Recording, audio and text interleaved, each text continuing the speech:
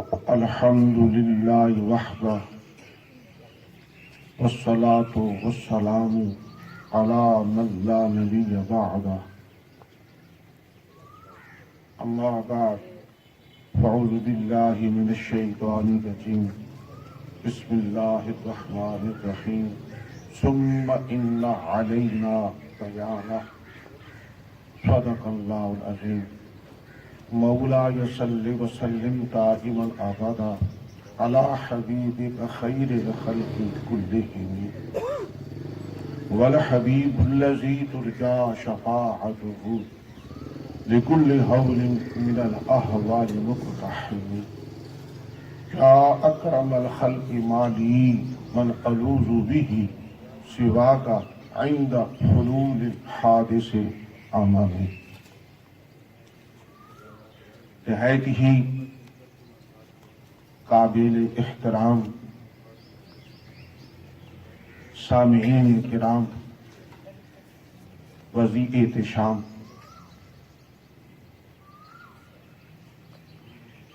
میں اپنے لیے یہ خوش قسمتی تصور کرتا ہوں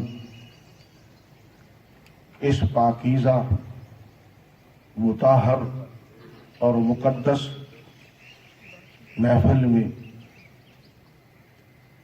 اس حقیر ہیچ مداں کو شرکت کا موقع فراہم کیا گیا. جناب برادر محترم محبوب عالم اور جناب حکیم صاحب کا میں بہت ہی مشکور ہوں. میرے سامنے آج جو عنوان ذمہ لگایا گیا وہ علامات منافق ہے بحیثیت رسول مقبول صلی اللہ علیہ وسلم. اس سے پہلے کہ میں آقا علیہ الصلوۃ والسلام کے فرمودات کو پیش کروں، یہ بات عرض کرنا ضروری سمجھتا ہوں کہ حدیث ہے کیا. ماشاءاللہ علماء کرام اور دانشوران امت کا مجمع ہے. بنیادی طور پہ وحی کی دو قسمیں ہیں. میں سادہ لفظوں میں کہہ رہا ہوں، زیادہ جو ٹیکنیکل اصطلاحات ہیں ان کی طرف نہیں جاؤں گا. ایک وحی وہ ہے جو کہ بالواسطہ ہے، جناب جبرائیل امین علی نبینا علیہ الصلوۃ والتسلیم کے وساطت سے. والقرآن، یہ قرآن ہے. نازل بہ الروح الامین. اور دوسری وہی وہ ہے جو بلا واسطہ ہے، جس کا القاء آقا علیہ الصلوۃ والسلام کے قلب انور پہ ہوتا ہے، اور پھر ان معانی کو جو رب ذوالجلال کی طرف سے آپ کے قلب مطہر میں ڈالے گئے ہیں، ان کو آپ اپنے الفاظ کا جامہ پہنا کر ہم گناہگاروں تک پہنچاتے رہے. اسی کا تذکرہ ثم ان علینا بیانہ، کہ محبوب ہم قرآن پاک آپ پر نازل کرتے ہیں، اور اس کے بعد اس قرآن کا بیان کرنا یہ بھی ہمارے ذمہ ہے. ایک چھوٹی سی مثال، رب ذوالجلال نے قرآن حکیم میں 700 سے زیادہ دفعہ فرمایا اقیم الصلاۃ، نماز قائم کریں. اب نماز کیسے قائم کرنی ہے؟ علماء کرام جلوہ افروز ہیں. قرآن حکیم نے 30 پاروں کے اندر نماز کی ادائیگی کی کیفیت کو بیان نہیں فرمایا. اب اس اقیم الصلاۃ کی جو تفسیر ہے، اس کی جو توضیح ہے، اس کا جو عملی جامہ پہنانا ہے وہ آقا علیہ الصلوۃ والسلام کا عمل مبارک ہے۔ فرمایا صلو کما رأیتمونی اصلی، اے لوگو نماز ایسے پڑھو جیسے کہ میں پڑھ رہا ہوں۔ اسی لیے کہا جاتا ہے کہ قرآن دو ہیں، ایک ناطق کے قرآن ہے اور دوسرے آقا علیہ الصلوۃ والسلام کا عمل قرآن ہے۔ تو گویا کہ آقا علیہ الصلوۃ والسلام کے فرمودات خواہ قولاً ہو خواہ عملاً ہو، خواہ آپ کے سامنے کوئی کام کیا جائے اور آپ اس کے بارے چپ رہیں تو اس کو تقریراً کہا جاتا ہے۔ محدثین کرام اس بات کو یوں بیان فرماتے ہیں کہ حدیث پاک کی تین قسمیں ہیں، قولی، عملی اور تقریری۔ قولی وہ ہے جو آپ نے فرمایا، عملی وہ ہے جو کر کے دکھایا، صلو کما رأیتمونی اصلی، اور تقریری وہ ہے جو آپ کے سامنے عمل مبارک کیا گیا اور آپ اس کو اپریشیٹ فرمایا۔ جیسے کہ سیدنا حسان رضی اللہ تعالی عنہ کو سرکار نے فرمایا، اے حسان تم میری نعت بیان کرو، میری بدعت بیان کرو اور جبرائیل امین تمہاری امداد کریں گے۔ تو گویا کہ نعت کا سننا، نعت کا پڑھنا یہ سنت تقریری ہے۔ تو سامعین محترم، آقا علیہ الصلوۃ والسلام نے فرمایا، ان ابی ہریرہ رضی اللہ تعالی عنہ، آیات المنافق ثلاث، وزاد مسلم وإن صام وصلى وزعم أنه مسلم ثم اتفقا إذا حدث كذب وإذا وعد خلف وإذا ائتمن خان۔ جناب ابو ہریرہ رضی اللہ تعالی عنہ فرماتے ہیں کہ منافق کی تین علامتیں ہیں۔ یہ حدیث بات بخاری شریف کے اندر بھی ہے اور مسلم شریف کے اندر بھی ہے، لیکن امام مسلم نے اس میں ایک جملہ اضافی ذکر فرمایا، وَإِنْ صَامَ وَصَلَّى، اگرچہ وہ روزہ بھی رکھتا ہو، اگرچہ وہ نماز بھی پڑھتا ہو، تو پھر بھی اس کے اندر یہ تین اگر چیزیں موجود ہیں تو فَهُوَ مُنَافِقٌ۔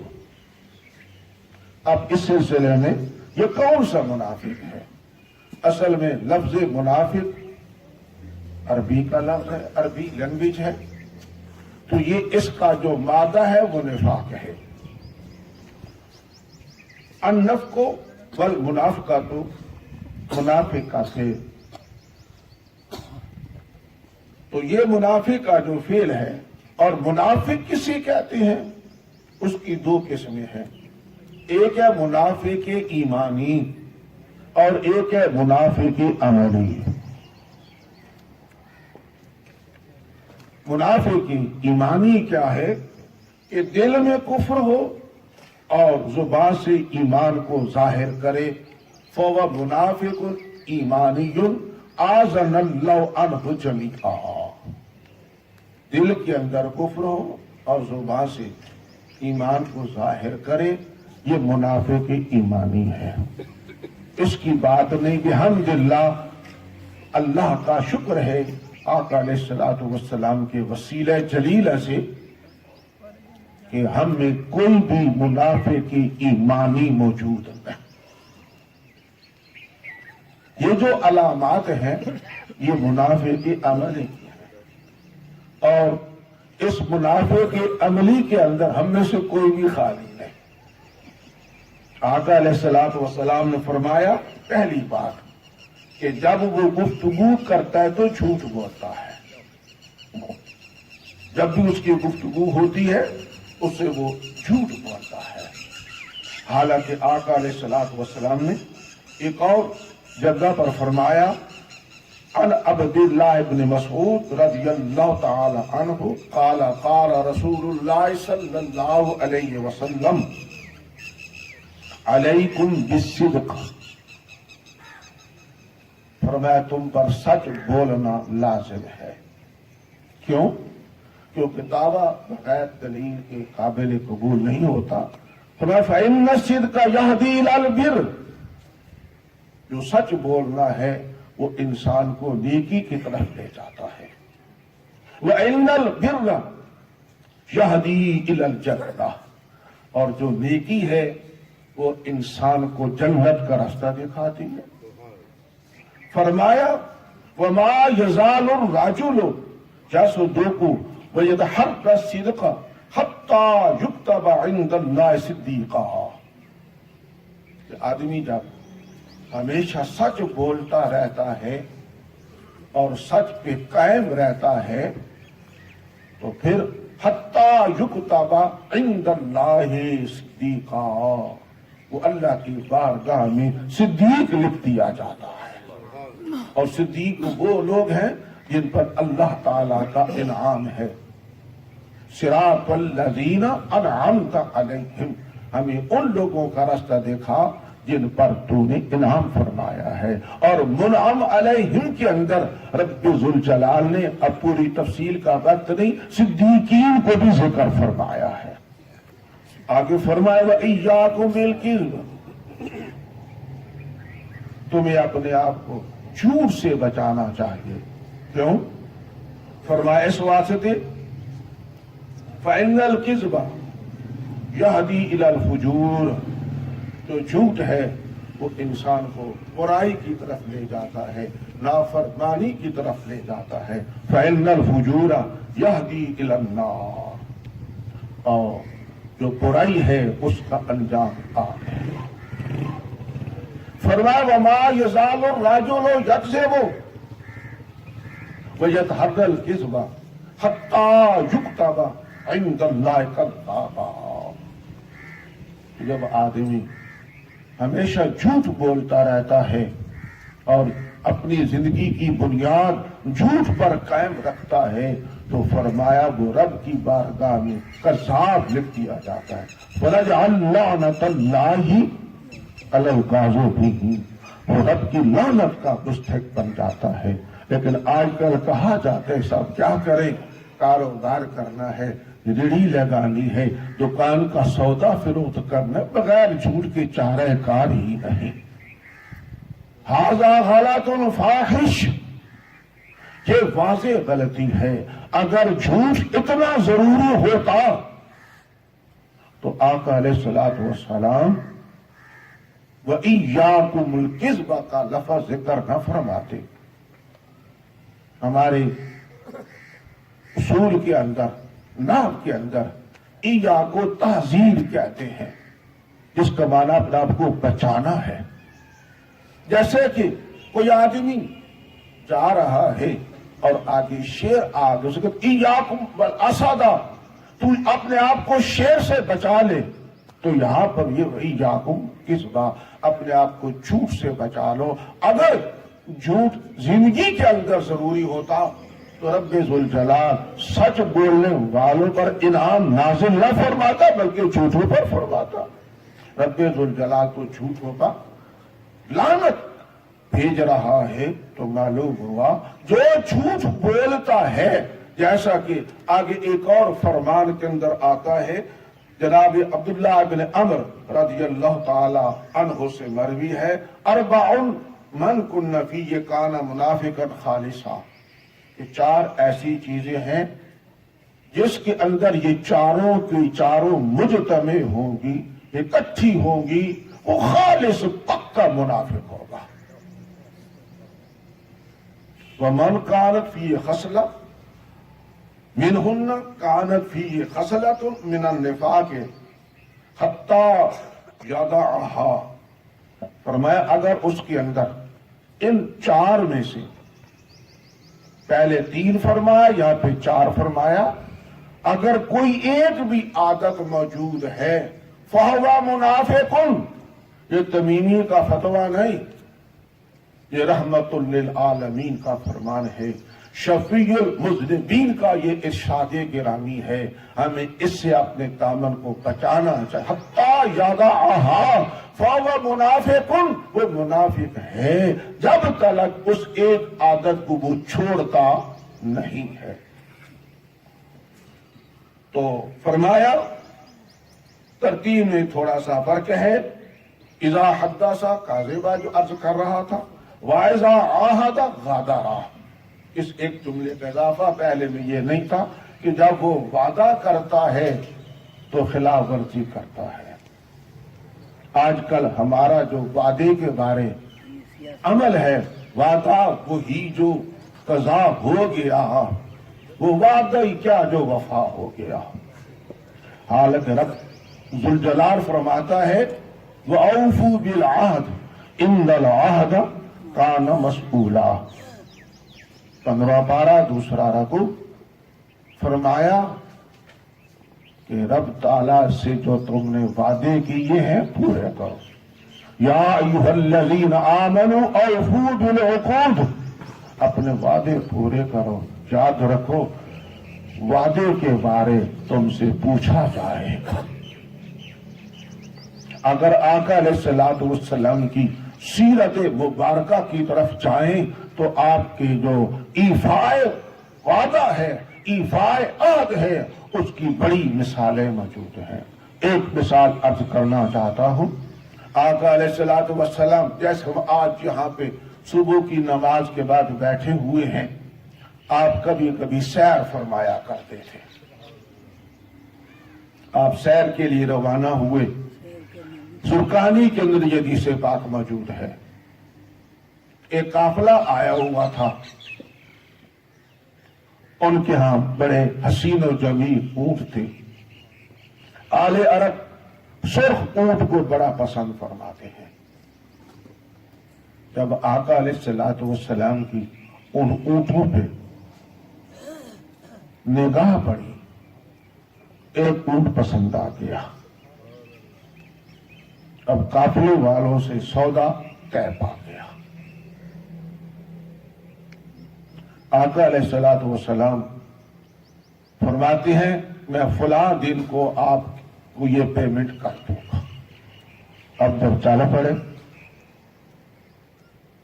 तो सौदे में शरीक 3 अशखास थे। एक अमीर काफिला था, 2 उनके दूसरे अहबाब थे। अब आपस में गुफ्तगू कर रहे हैं। हमने अपने ऊंटों का जो सबसे बेहतर ऊंट था, जो सबसे बेहतर सरमाया था, वो हमने दे दिया। हमने न नाम पूछा, न अत्ता पूछा, न पत्ता पूछा। एक ने कहा, बात यह है, उनका चेहरा, उनकी पेशानी मुबारक के अंदर ऐसा हुस्न था कि मैं उस हुस्न में खो गया, मैं अत्ता पत्ता पूछना ही भूल गया। दूसरे ने कहा, आपकी आंखों में ऐसी चमक थी, मुझे दूर से पहाड़ों की रोशनी नजर आ रही थी। तीसरे ने कहा, आपकी गुफ्तगू मुबारक ऐसी थी जैसे कि फूल झड़ रहे हों। मैं गुफ्तगू में खो गया। अब यही बात अमीर की बेगम सुन रही थी। वो अंदर से बोली है, आना जामिना तुन लहा, ऐ मेरे खामंदे मोहतरम और ऐ भाइयों, तुम फिक्र न करो,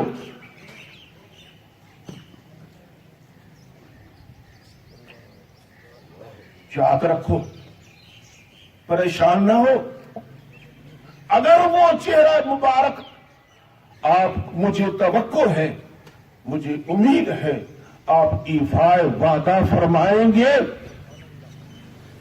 अगरचे अत्ता नहीं बताया, पता नहीं बताया, नाम नहीं बताया, मकाम नहीं बताया, लेकिन आना जामिनातुल्लाह, अगर वो पेमेंट नहीं करेंगे तो मैं पेमेंट करूंगी। ये पाकीज़ा औरत का किरदार है। आजकल मेरी माएं میری بہنیں اپنے کردار پہ ذرا غور کریں. ہم اس رسول اللہ صلی اللہ علیہ وسلم کے غلام ہیں، ان کا کلمہ پڑھنے والے ہیں. جن اس نے کلمہ تو نہیں پڑھا تھا نا، ہم تو کلمہ پڑھنا ہے الحمدللہ، اور کلمہ پڑھنے کے باوجود ہمارا کردار ان جیسا نہیں ہے. یا ٹائم بتا دینا مجھے. تو انہوں نے کہا آنا ضامنۃ اللہ، میں ضامن. تو آقا علیہ الصلوۃ والسلام نے جو وعدہ فرمایا تھا اسی کے مطابق آپ نے ان کو وہ پیمنٹ کر دی. تو آقا کے اس ایفائے عہد پر وہ سارا قافلہ مسلمان ہو جاتا ہے. تو یہ ہے ایفائے عہد. فرمایا وائزہ خاصم فاجارہ. اور جب وہ کسی کے ساتھ آپس میں بساؤ کا چشمک ہو جاتی ہے تو وہ گالیاں نکالتا ہے. جیسے کہ ہمارے ناراض نہ ہونا اگر کوئی ان افراد میں سے کوئی بیٹھا ہو، ہمارے روٹ کی حضرات جو ہیں وہ ان کی غذا کھانے اور پینے کے بغیر تو وہ رہ سکتے ہیں پر گالی کے بغیر نہیں رہ سکتے. بڑے بڑے ان کے لطیفے مشہور ہیں. حالانکہ گالی دینا آقا علیہ الصلوۃ والسلام نے فرمایا ان عبد اللہ بن مسعود رضی اللہ تعالی عنہ قال قال رسول اللہ صلی اللہ علیہ وسلم سباب المسلم فسوق وقتالہ کفر. فرمایا مسلمان کو گالی دینا گناہ ہے، جو گالی دینے والا ہے وہ فاسق ہو جاتا ہے، اگر مسلمان کو قتل کرتا ہے تو وہ کافر بن جاتا ہے. اور دوسرے مقام پر آقا علیہ الصلوۃ والسلام نے فرمایا لا يدخل الجنت قطات. فرمایا جو ایک دوسرے کے اوپر تنقید کرنے والا ہے، بے سود تنقید، تو جسے کو نکتہ چینی کہتے ہیں، فرمایا وہ کبھی جنت میں داخل نہیں ہوگا. تو سامعین محترم، یہ وہ گویا کہ علامات تھی کہ جب گفتگو کرے گا تو جھوٹ بولے گا، جب وعدہ کرے گا تو پورا نہیں کرے گا، اور جب اس کے پاس امانت رکھی جائے گی اس میں خیانت کرے گا. میرا آقا و مولا کا فرمان ہے لا ایمان لمن لا امانت لہ. فرمایا کہ اس آدمی کا ایمان نہیں، وہ آدمی مومن نہیں جو امانت کی تکمیل نہیں کرتا. اس میں ہم ایک غلط فہمی کا شکار ہیں کہ امانت فقط مالی ہوتی ہے. نہیں، ایسی بات نہیں، بلکہ امانت ہر وہ جو ہمارے ذمہ ڈیوٹی ہے، ایک کام ہے، اگر اس کام کی ہم تکمیل نہیں کرتے تو یہ بھی خیانت ہے. اگر ایک مزدور یا ایک کلرک اپنے آفس کے اندر 8 گھنٹے ڈیوٹی تو دیتا ہے لیکن کام نہیں کرتا تو وہ بھی امانت میں خیانت کر رہا ہے.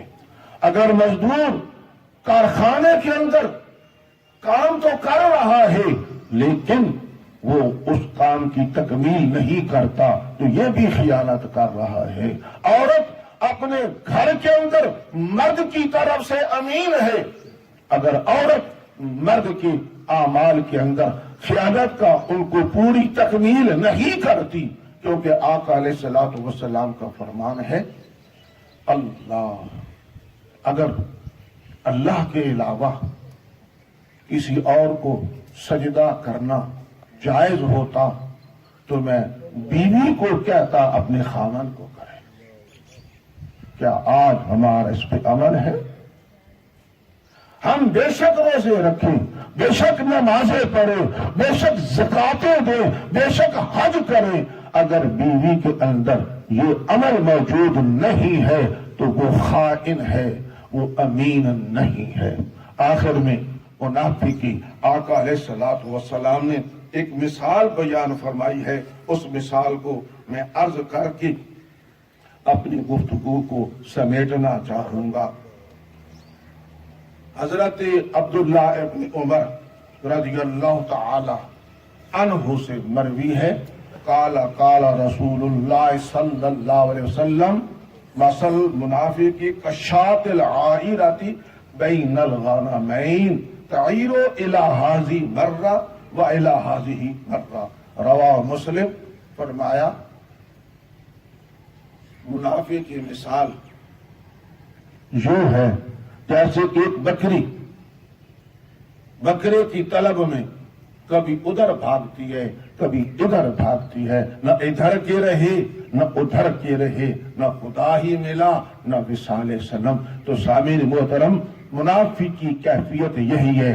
آج آپ عملی طور پہ بہت سی چیزوں کا ہم اپنا عملی طور پہ اس کا دیکھ رہے ہیں، اور اپنی آنکھوں سے ہم اس کا مطلب کیا جن لوگوں نے ہمارے ساتھ وعدے کیے تھے وہ وعدے پورے نہیں کیے، تو ان کی کیفیت آپ کے سامنے ہے کہ نہ ادھر کے رہے نہ ادھر کے رہے، نہ خدا ہی ملا نہ وصال صنم۔ اللہ کی بارگاہ میں دعا ہے مالک الملک آقا علیہ الصلوۃ والسلام کی وسیلہ جلیلہ سے ہم سب کو اپنے ایمان کو پختہ کرنے کی توفیق عطا فرمائے۔ مرد و زن کو ایمان یا قرآن فقط مردوں کے لیے نہیں بلکہ عورتوں کے لیے بھی برابر ہے۔ ان المؤمنین والمؤمنات الی آخرہ، 22ویں پارے کی آیات میں مردوں کا بھی ذکر ہے، عورتوں کا بھی ذکر ہے، مومنین کا بھی ذکر ہے، مومنات کا بھی ذکر ہے، مسلمین کا بھی ذکر ہے، مسلمات کا بھی ذکر ہے، حافظین کا بھی ذکر ہے، حافظات کا بھی ذکر ہے، اور ذاکرین کا بھی ذکر ہے، ذاکرات کا بھی ذکر ہے۔ دونوں پر برابر ہے کہ ہم سب اپنی زندگیاں آقا علیہ الصلوۃ والسلام کی سنن کے مطابق گزارنے کی کوشش کریں۔ اللہ کی بارگاہ میں دعا کرتا ہوں مالک الملک ان تمام حاضرین کے صدقے، مرد و زن کے صدقے، ہماری اس محفل کو اپنی بارگاہ عالیہ میں شرف قبولیت عطا فرمائے، اور ہمیں اس پہ عمل کر کے اپنے آپ کو نجات حاصل کرنے کی توفیق عطا فرمائے۔